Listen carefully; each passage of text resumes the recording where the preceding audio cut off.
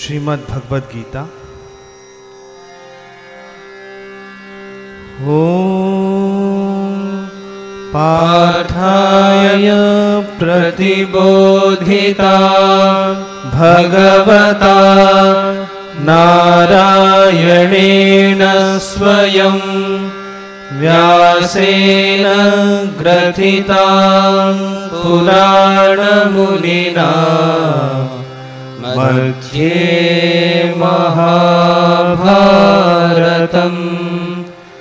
अद्वैतामृतवर्षिणीं भगवतीम् अष्टादशाध्यायिनीम् अम्ब त्वामनुसन्दधामि भगवद्गीते भवद्वेषिणीम्। नमोऽस्तु ते व्यासविशालबुद्धे फुल्लारविन्दायतपत्रनेत्र येन त्वया भारततैलपूर्णः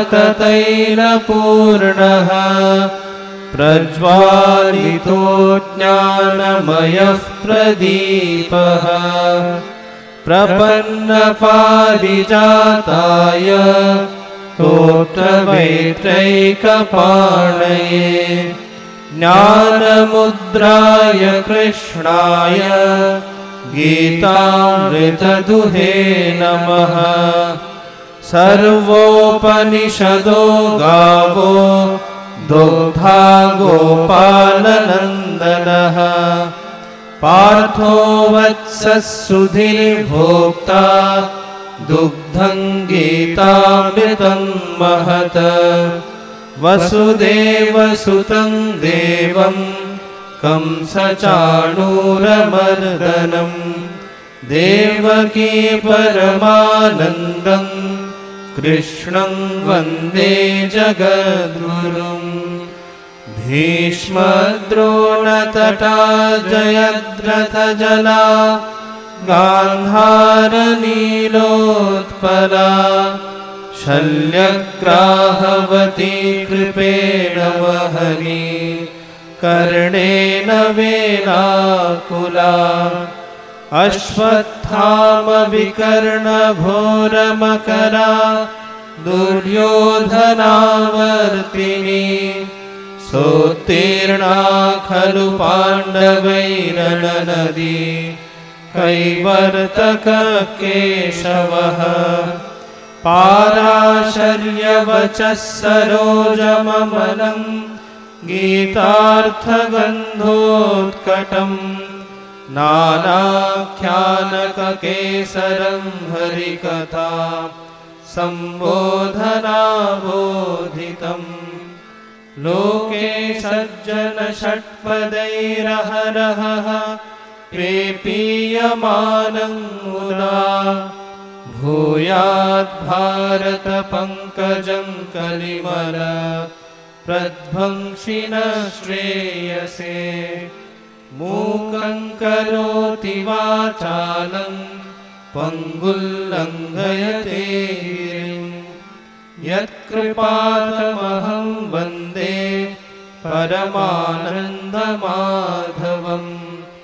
यं ब्रह्मा वरुणेन्द्ररुद्रमरुतः स्तुन्वन्ति दिव्यैस्तवैः वेदैः साङ्गपदक्रमोपनिषदैः गायन्ति यं सामगाः। ध्यानावस्थिततद्गतेन मनसा पश्यन्ति यं योगिनो यस्यान्तन्न विदुःसुरासुरगणा देवाय तस्मै नमः। अथ द्वितीयोऽध्यायः। संजयोवाच तं तथा कृपयाविष्टम् अश्रुपूर्णाकुलेक्षणं विषीदन्तमिदं वाक्यम् उवाच मधुसूदनः। श्रीभगवानुवाच कुतस्त्वाकश्मलमिदं विषमे समुपस्थितम् अनार्यजुष्टमस्वर्ग्यम् अकीर्तिकरमर्जुन क्लैप्यमास्मगमः पार्थ नैतत्त्वयुपपद्यते क्षुद्रं हृदय दौर्बल्यं त्यक्त्वोत्तिष्ठ परन्तप। अर्जुन उवाच कथं भीष्ममहं सङ्ख्ये द्रोणं च मधुसूदन इषुभिः प्रतियोत्स्यामि पूजार्हावरिसूदन। गुरून् हत्वा हि महानुभावान् श्रेयो भोक्तुं भैक्षमपीह लोके हत्वार्थकामांस्तु गुरूनिहैव भुञ्जीय भोगान् रुधिरप्रदिग्धान् न चैतद्विद्मः कतरन्नो गरीयो यद्वा जयेम यदि वा नो जयेयुः यानेव हत्वा न जजीविषामः तेव स्थिताः प्रमुखे धार्तराष्ट्राः कार्पण्यदोषोपहतः स्वभावः पृच्छामि त्वां धर्मसम्मूढचेताः यच्छ्रेयस्यान्निश्चितं ब्रूहि तन्मे शिष्यस्तेऽहं शाधि मां त्वां प्रपन्नम् न हि प्रपश्यामि ममापनुद्यात् यच्छोकमुच्छोषणमिन्द्रियाणाम् अवाप्य भूमावसपत्नमृद्धम् राज्यं सुराणामपि चाधिपत्यम्। सञ्जय उवाच एवमुक्त्वा ऋषिकेशं गुडाकेशः परन्तप न योत्स्य इति गोविन्दम् उक्त्वा तूष्णीं बभूवः। तमुवाच ऋषिकेशः प्रहसन्निव भारत सेनयोरुभयोर्मध्ये विषीदन्तमिदं वचः। श्रीभगवानुवाच अशोचानन्वशोचस्त्वं प्रज्ञावादांश्च भाषसे गतासूनगतासूंश्च नानुशोचन्ति पण्डिताः न त्वेवाहं जातु नासं न त्वं नेमे जनाधिपाः न चैव न भविष्यामः सर्वे वयमतः परम् देहिनोऽस्मिन् यथा देहे कौमारं यौवनं जरा तथा देहान्तरः प्राप्तिः धीरस्तत्र न मुह्यते मात्रा स्पर्शास्तु कौन्तेय शीतोष्णसुखदुःखदाः आगमापायिनो नित्यः सांस्तितिक्षस्व भारत यं हि न व्यथयन्त्येते पुरुषं पुरुषर्षभ समदुःखसुखं धीरं सोऽमृतत्वाय कल्पते नासतो विद्यते भावो नाभावो विद्यते सतः उभयोरपि दृष्टोऽन्तरत्वनयोस्तत्त्वदर्शिभिः अविनाशि तु तद्विद्धि येन सर्वमिदं ततम् विनाशमव्ययस्यास्य न कश्चित् कर्तुमर्हति अन्तवन्त इमे देहा नित्यसोक्ता शरीरिणः अनाशिनो प्रमेयस्य तस्माद्युद्धस्व भारत। य एनं वेत्ति हन्तारं यश्चैनं मन्यते हतम् उभौ तौ न विजानीतो नायं हन्ति न हन्यते न जायते म्रियते वा कदाचिन् नायं भूत्वा भविता वा न भूयः अजो नित्यः शाश्वतोऽयं पुराणो न हन्यते हन्यमाने शरीरे वेदाविनाशिनं नित्यं येनमजमव्ययम् कथं स पुरुषः पार्थ कङ्घातयति हन्तिकम् वासांसि जीर्णानि यथा विहाय नवानि गृह्णाति नरोपराणि तथा शरीराणि विहाय जीर्णानि अन्यानि संयाति नवानि देहे नैनं छिन्दन्ति शस्त्राणि नैनं दहति पावकः न चैनं क्लेदयन्त्यापो न शोषयति मारुतः अच्छेद्योऽयमदाह्योऽयम् अक्लेद्यो शोष्य एव च नित्यः सर्वगतस्थाणुः अचलोऽयं सनातनः अव्यक्तोऽयमचिन्त्योऽयम् अविकार्योऽयमुच्यते तस्मादेवं विदित्वैनं नानुशोचितुमर्हसि अथ चैनं नित्यजातं नित्यं वा मन्यसे मृतं तथापि त्वं महाबाहो नैवं शोचितुमर्हसि जातस्य हि ध्रुवो मृत्युः ध्रुवं जन्म मृतस्य च तस्मादपरिहार्येऽर्थे न त्वं शोचितुमर्हसि अव्यक्तादीनि भूतानि व्यक्तमध्यानि भारत अव्यक्तनिधनान्येव तत्र का परिदेवना आश्चर्यवत् पश्यति कश्चिदेनम् आश्चर्यवद् वदति तथैव चान्यः आश्चर्यवच्चैनमन्यः शृणोति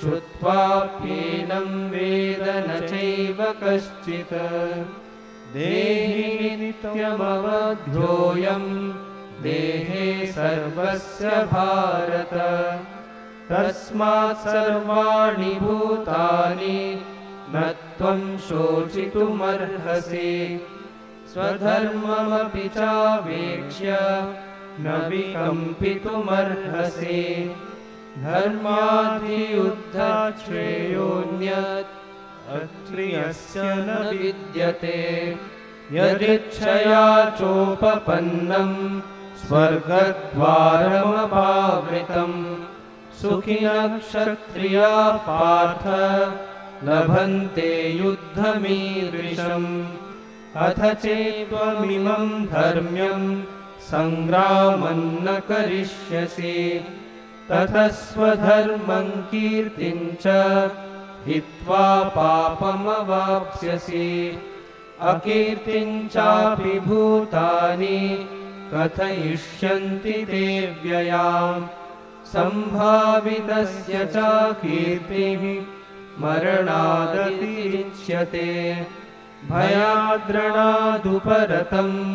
मन्स्यन्ते त्वां महारथाः येषां च त्वं बहुमतो भूत्वा यास्यसि लाघवम् अवाच्यवादांश्च बहून् वदिष्यन्ति तवाहिताः निन्दन्तस्तव सामर्थ्यं ततो दुःखतरन्नु किम् हतो वा प्राप्स्यसि स्वर्गं जित्वा वा भोक्ष्यसे महीम् तस्मादुत्तिष्ठ कौन्तेय युद्धाय कृतनिश्चयः सुखदुःखे समे कृत्वा लाभालाभौ जयाजयौ ततो युद्धाय युज्यस्व नैवं पापमवाप्स्यसि एषा ते विहिता सांख्ये बुद्धिर्योगे त्विमां शृणु बुद्ध्या युक्तो यया पार्थ कर्मबन्धं प्रहास्यसि नेहाभिक्रमनाशोऽस्ति प्रत्यवायो न विद्यते स्वल्पमप्यस्य धर्मस्य त्रायते महतो भयात् व्यवसायात्मिका बुद्धिः एकेह कुरु नन्दन बहुशाखायन्ताश्च बुद्धयो व्यवसायिनां यामिमां पुष्पितां वाचं प्रवदन्त्यविपश्चितः वेदवादरताः पार्थ नान्यदस्तीति वादिनः कामात्मानः स्वर्गपरा जन्मकर्मफलप्रदां क्रियाविशेषबहुलां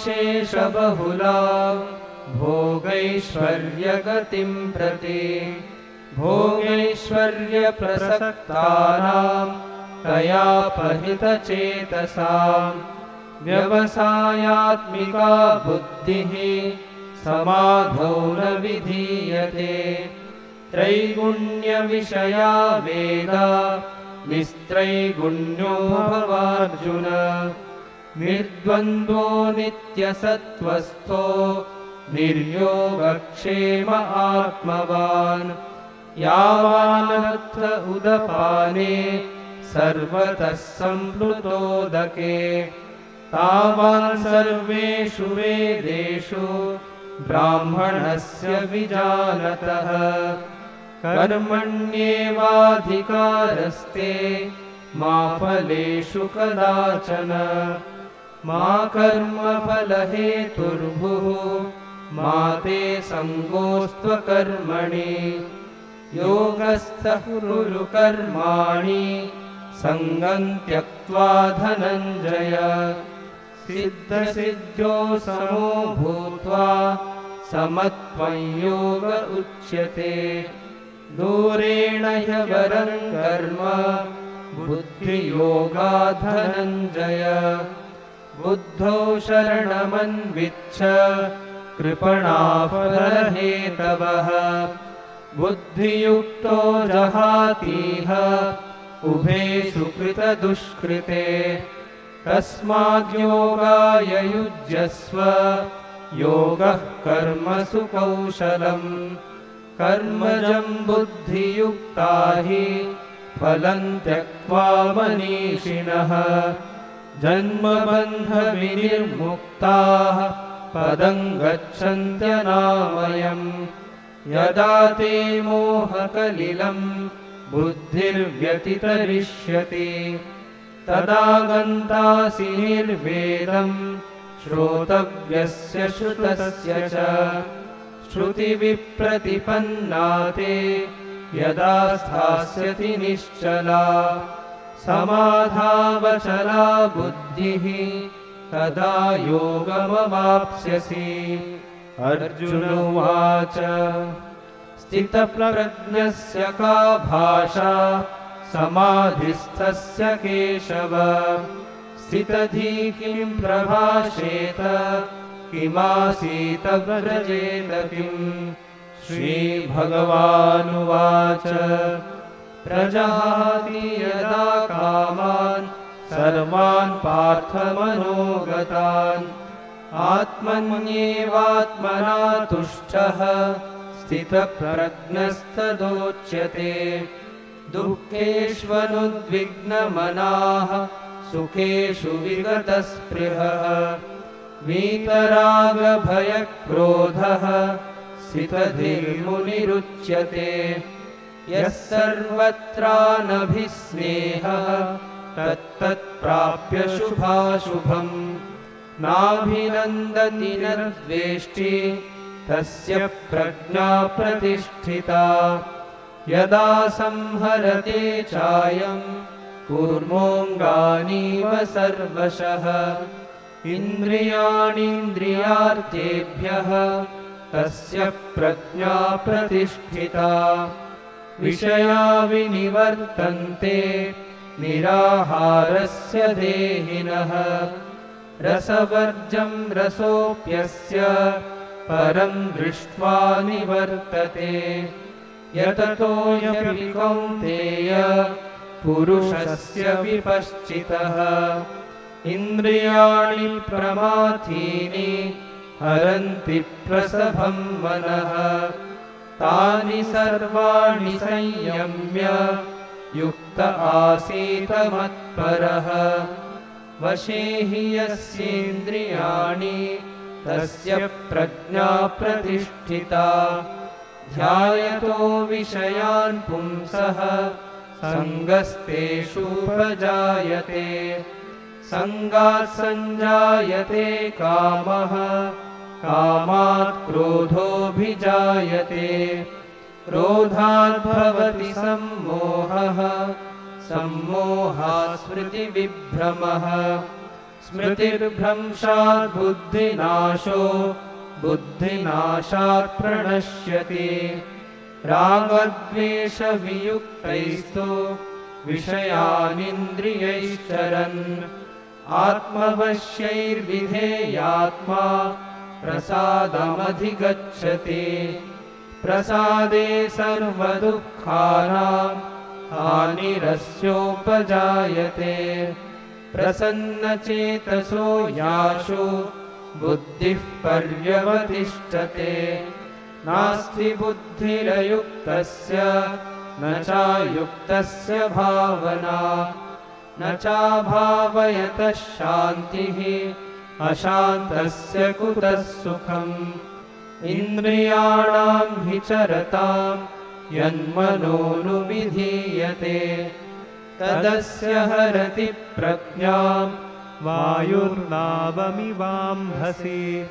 तस्मादस्य महाबाहो निगृहीतानि सर्वशः इन्द्रियाणीन्द्रियार्थेभ्यः तस्य प्रज्ञा प्रतिष्ठिता या निशा सर्वभूतानां तस्यां जागृति संयमी यस्यां जागृति भूतानि सा निशा पश्यतो मुनेः आपूर्यमाणमचलप्रतिष्ठं समुद्रमापः प्रविशन्ति यद्वत् तद्वत् कामायं प्रविशन्ति सर्वे स शान्तिमाप्नोति न कामकामी विहाय कामान्यः सर्वान् पुमांश्चरति निःस्पृहः निर्ममो निरहङ्कारः स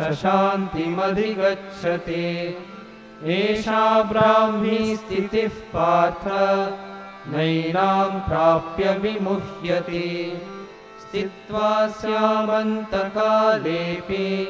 ब्रह्मनिर्वाणमृच्छति ॐ तत्सदिति श्रीमद्भगवद्गीतासु उपनिषत्सु ब्रह्मविद्यायां योगशास्त्रे श्रीकृष्णार्जुनसंवादे सांख्ययोगो नाम द्वितीयोऽध्यायः अथ तृतीयोऽध्यायः अर्जुन उवाच ध्यायसि चेत् कर्मणस्ते मता बुद्धिर्जनार्दन तत्किं कर्मणि घोरे मां नियोजयसि केशव व्यामिश्रेणेव वाक्येन बुद्धिं मोहयसीव मे तदेकं वद निश्चित्य येन श्रेयोऽहमाप्नुयाम् श्रीभगवानुवाच लोकेऽस्मिन् द्विविधा निष्ठा पुरा प्रोक्ता मया नघ। ज्ञानयोगेन साङ्ख्यानां कर्मयोगेन योगिनां न कर्मणामनारम्भात् नैष्कर्म्यं पुरुषोऽश्नुते। न च सन्न्यसनादेव सिद्धिं समधिगच्छति। न हि कश्चित् क्षणमपि जातु तिष्ठत्यकर्मकृत्। कार्यते यवशः कर्म सर्वः प्रकृतिजैर्गुणैः। कर्मेन्द्रियाणि संयम्य य आस्ते मनसा स्मरन्। इन्द्रियार्थान् विमूढात्मा मिथ्याचारः उच्यते। यस्त्विन्द्रियाणि मनसा नियम्यारभतेऽर्जुन। कर्मेन्द्रियैः कर्मयोगः असक्तः स विशिष्यते। नियतं कुरु कर्म त्वं कर्म ज्यायो ह्यकर्मणः। शरीरयात्रापि ते न प्रसिद्ध्येद कर्मणः। यज्ञार्थात् कर्मणोऽन्यत्र लोकोऽयं कर्मबन्धनः। तदर्थं कर्म कौन्तेय मुक्तसङ्गसमाचर। सह यज्ञाः प्रजा सृष्ट्वा पुरोवाच प्रजापतिः। अनेन प्रसविष्यध्वम् एष वोऽस्त्विष्टकामधुक्। देवान् भावयतानेन ते देवा भावयन्तु वः। परस्परं भावयन्तः श्रेयः परमवाप्स्यथ। इष्टान् भोगान् हि वो देवा दास्यन्ते यज्ञभाविताः। तैर्दत्तान् प्रदायैभ्यो यो भुङ्क्तेस्तेन एव सः। यज्ञशिष्टाशिनः सन्तो मुच्यन्ते सर्वकिल्बिषैः। भुञ्जते ते त्वघं पापा ये पचन्त्यात्मकारणात्। अन्नाद्भवन्ति भूतानि पर्जन्यादन्नसम्भवः। यज्ञाद्भवति पर्जन्यो यज्ञः कर्मसमुद्भवः। कर्म ब्रह्मोद्भवं विद्धि ब्रह्माक्षरसमुद्भवम्।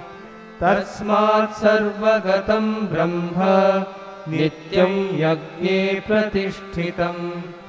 एवं प्रवर्तितं चक्रं नानुवर्तयति यः। अघायुरिन्द्रियारामो मोघं पार्थ स जीवति। यस्त्वात्मरतिरेव स्यात् आत्मतृप्तश्च मानवः। आत्मन्येव च सन्तुष्टः तस्य कार्यं न विद्यते। नैव तस्य कृतेनार्थो नाकृतेनेह कश्चन।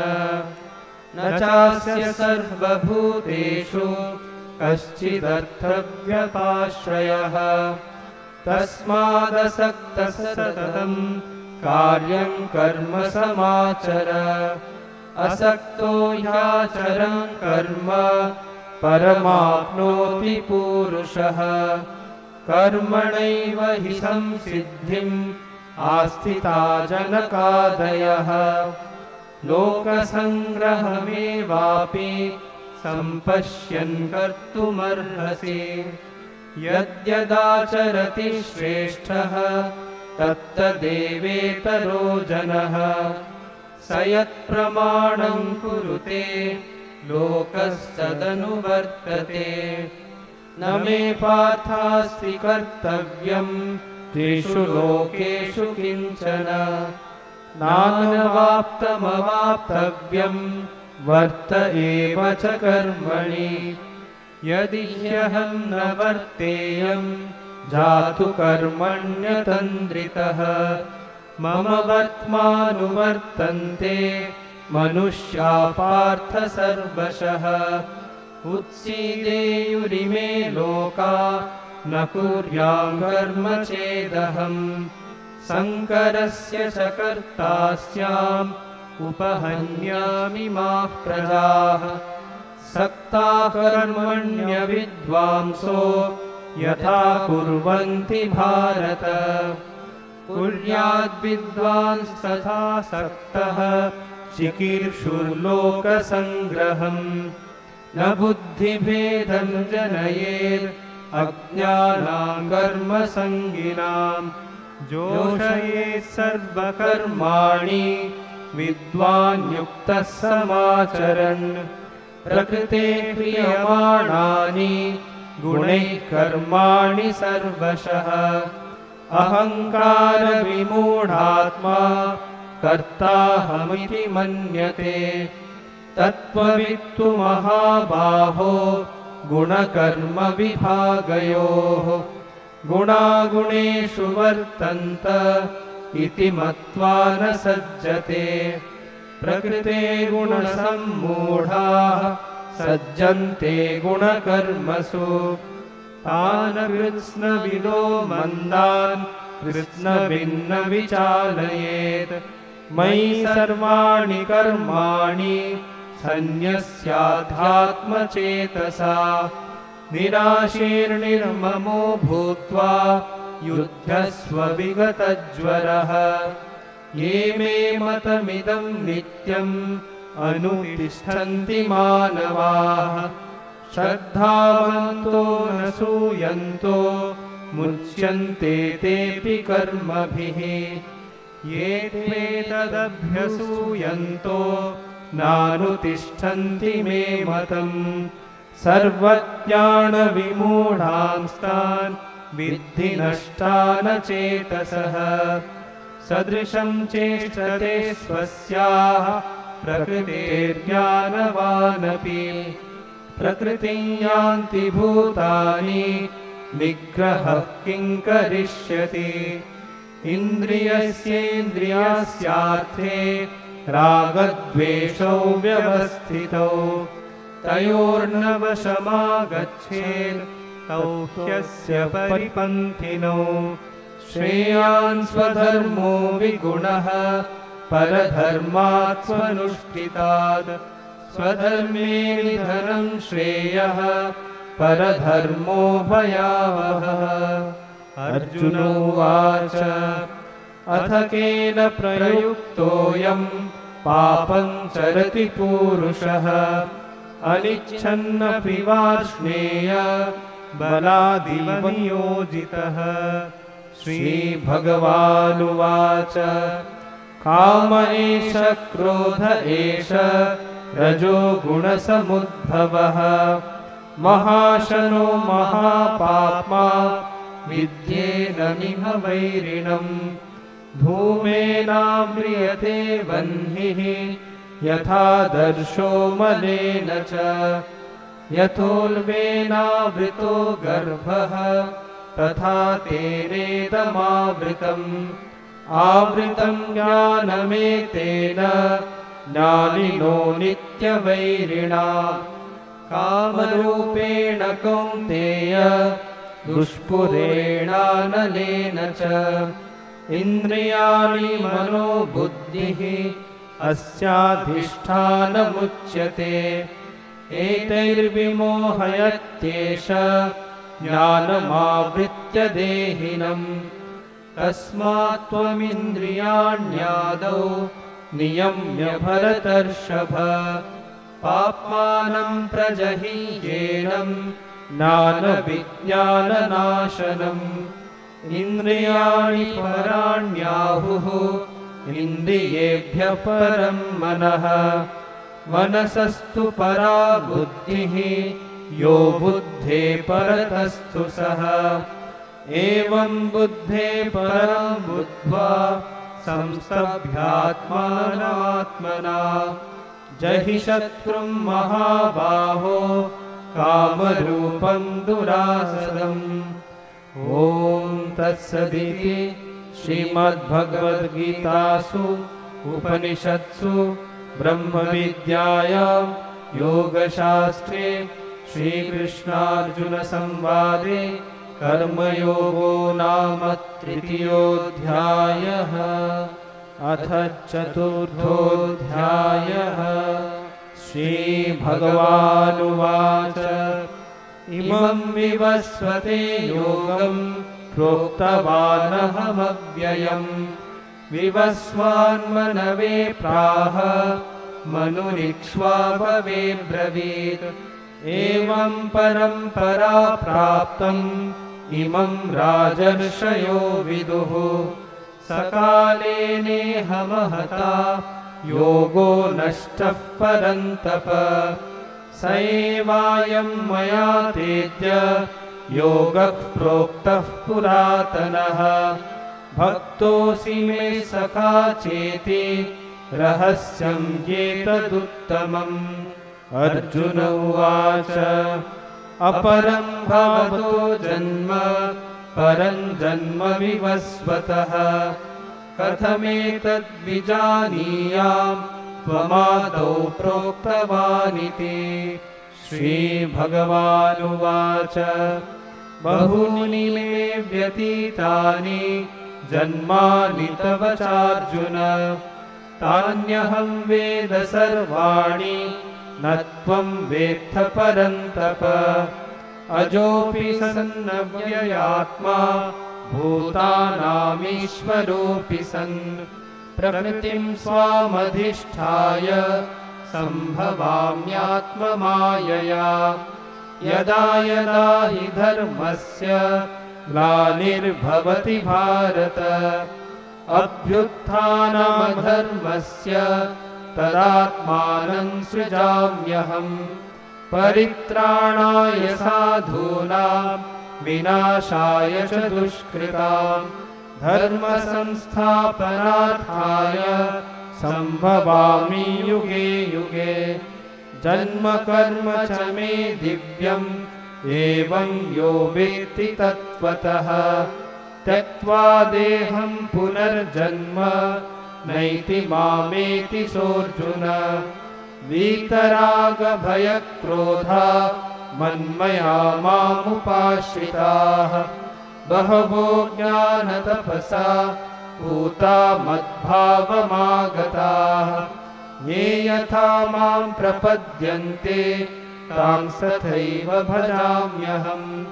मम वर्त्मानुवर्तन्ते मनुष्या पार्थ सर्वशः। काङ्क्षन्तः कर्मणां सिद्धिं यजन्त इह देवताः। क्षिप्रं हि मानुषे लोके सिद्धिर्भवति कर्मजा। चातुर्वर्ण्यं मया सृष्टं गुणकर्म विभागशः। तस्य कर्तारमपि मां विद्यकर्तारमव्ययम्। न मां कर्माणि लिम्पन्ति न मे कर्मफले स्पृहा। इति मां योऽभिजानाति कर्मभिर्न स बध्यते। एवं ज्ञात्वा कृतं कर्म पूर्वैरपि मुमुक्षुभिः। कुरु कर्मैव तस्मात् त्वं पूर्वैः पूर्वतरं कृतम्। किं कर्म किमकर्मेति कवयोऽप्यत्र मोहिताः। तत्ते कर्म प्रवक्ष्यामि यज्ञात्वा मोक्षसे शुभात्। कर्मणो यपि बोद्धव्यं च विकर्मणः। अकर्मणश्च बोद्धव्यं गहना कर्मणो गतिः। कर्मण्यकर्म यः पश्येद् अकर्मणि च कर्म यः। स बुद्धिमान् मनुष्येषु स युक्तः कृष्णकर्मकृत। यस्य सर्वे समारम्भाः कामसङ्कल्पवर्जिताः। ज्ञानाग्निदग्धकर्माणं तमाहुः पण्डितं बुधाः। त्यक्त्वा कर्मफलासङ्गं नित्यतृप्तो निराश्रयः। कर्मण्यभिप्रवृत्तोऽपि नैव किञ्चित् करोति सः।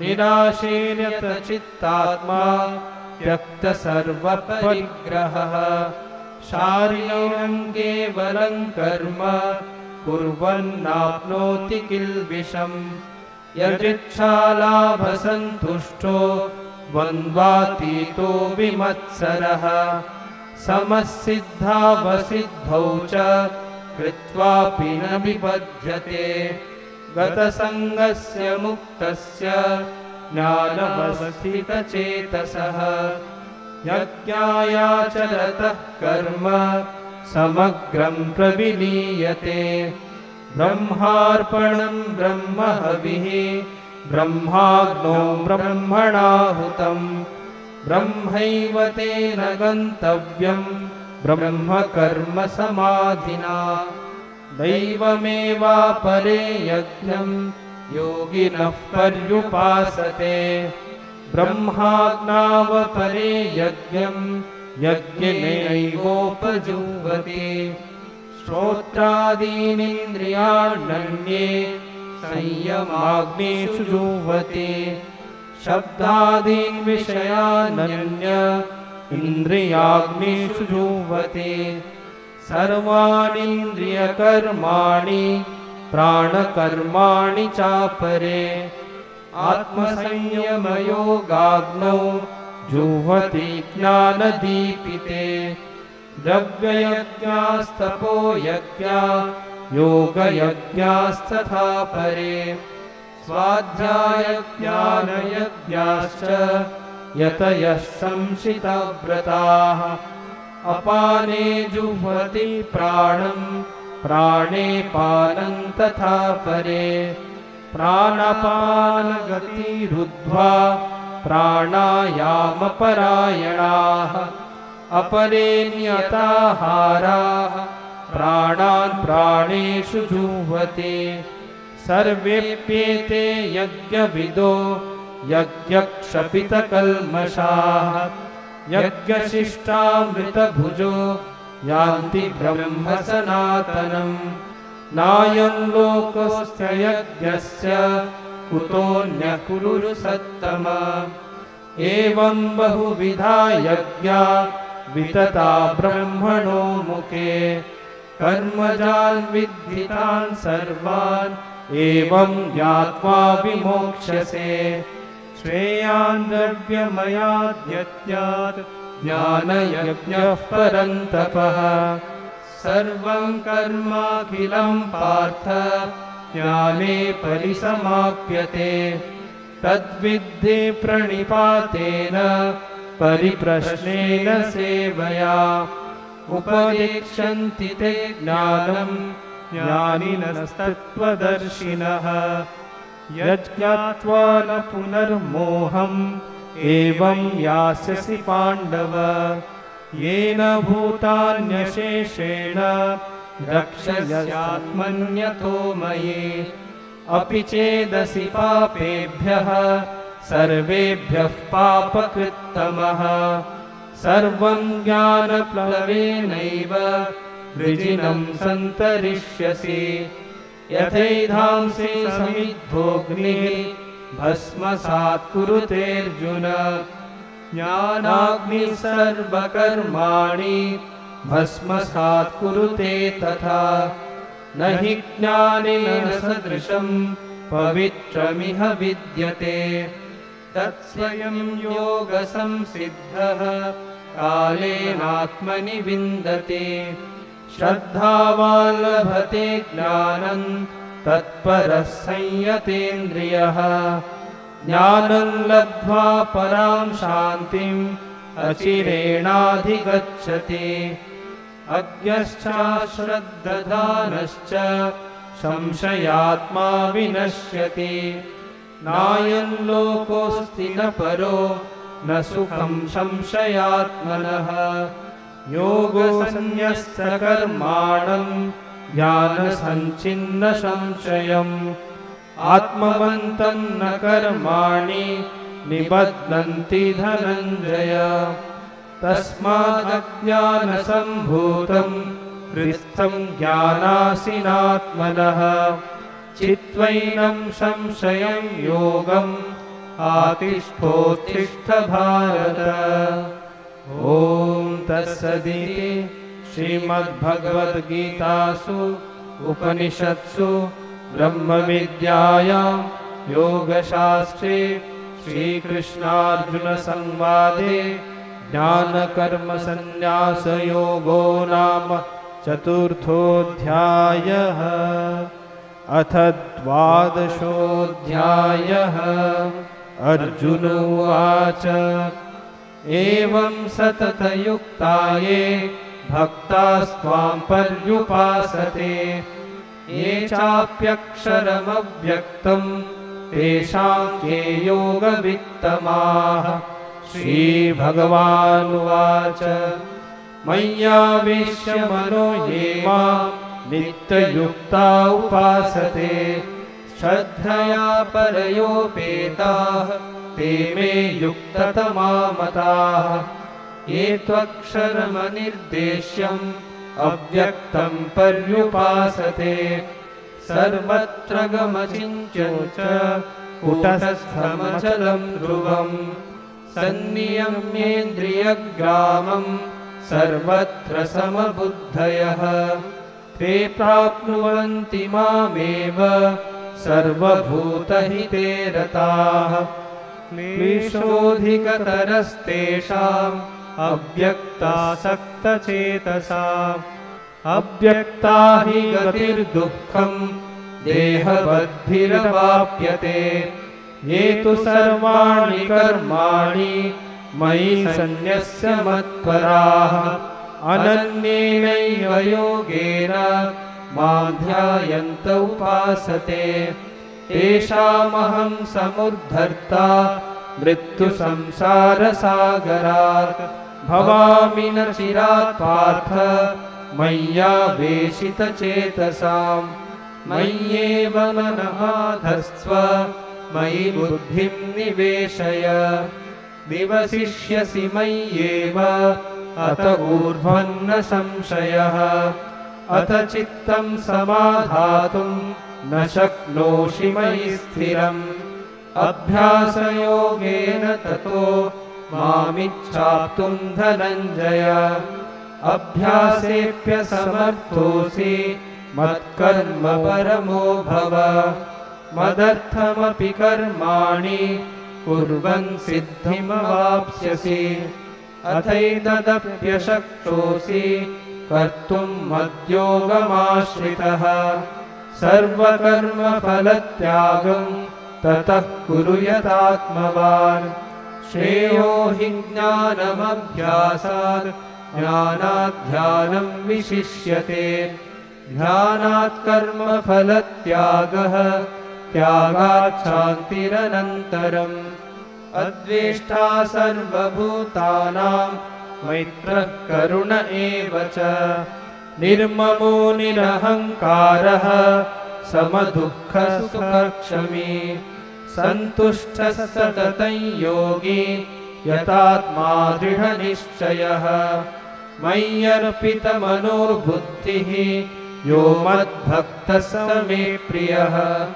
यस्मान्नो द्विजते लोको लोकान्नो द्विजते च यः। हर्षामर्षभयोद्वेगैः मुक्तो यः स च मे प्रियः। अनपेक्षशुचिर्दक्ष उदासीनो गतव्यतः सर्वारम्भपरित्यागी यो मद्भक्तः स मे प्रियः। यो न हृष्यति न द्वेष्टि न शोचति न काङ्क्षति शुभाशुभपरित्यागी भक्तिमान्यः स मे प्रियः। समशत्रौ च मित्रे च तथा मानापमानयोः शीतोष्णसुखदुःखेषु समः सङ्गविवर्जितः। तुल्यनिन्दास्तुतिर्मौनी सन्तुष्टो येन एतस्मान् मे प्रियो नरः। ये तु धर्म्यामृतमिदं यथोक्तं पर्युपासते श्रद्धाना मत्परमा भक्तास्तेतीव मे प्रियः।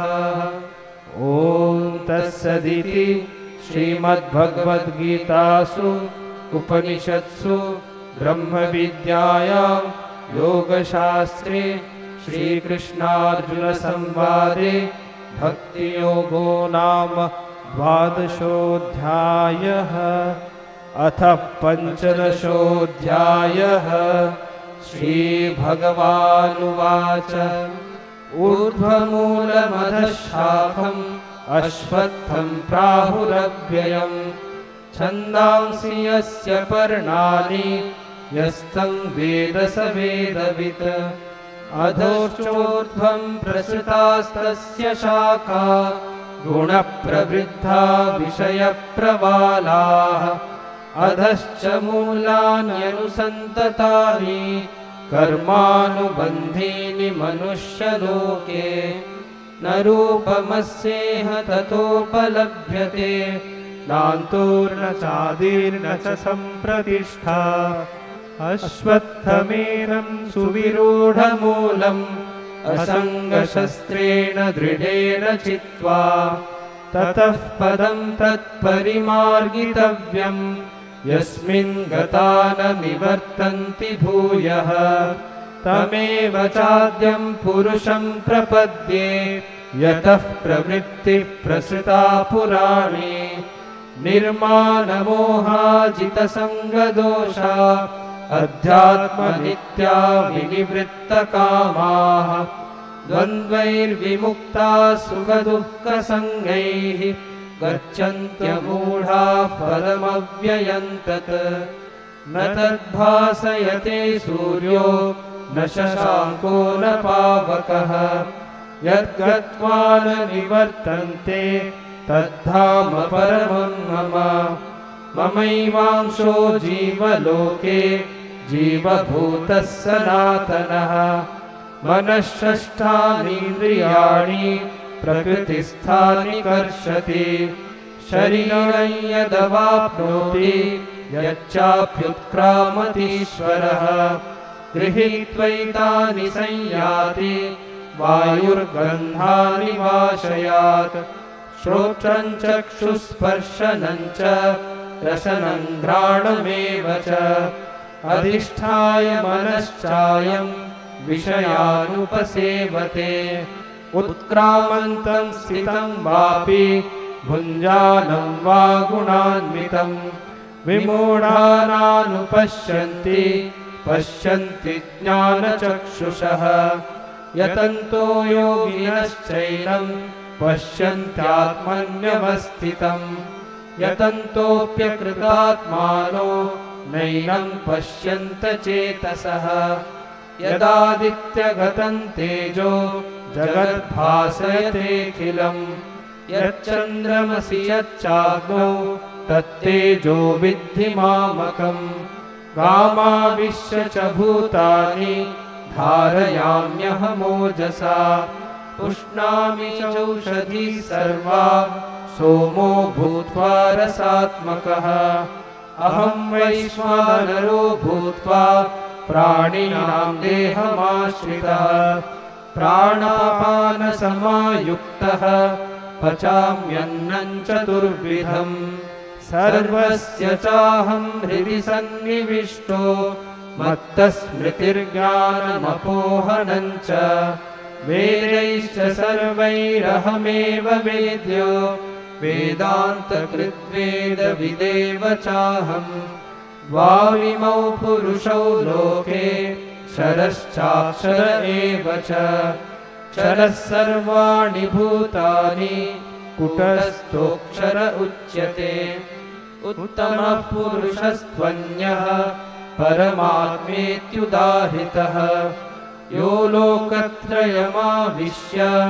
बिभर्त्यव्यय ईश्वरः यस्माक्षरमतीतोऽहम् अक्षरादपि चोत्तमः अतोऽस्मि लोके वेदे च प्रथितः पुरुषोत्तमः यो मामेवमसम्मूढो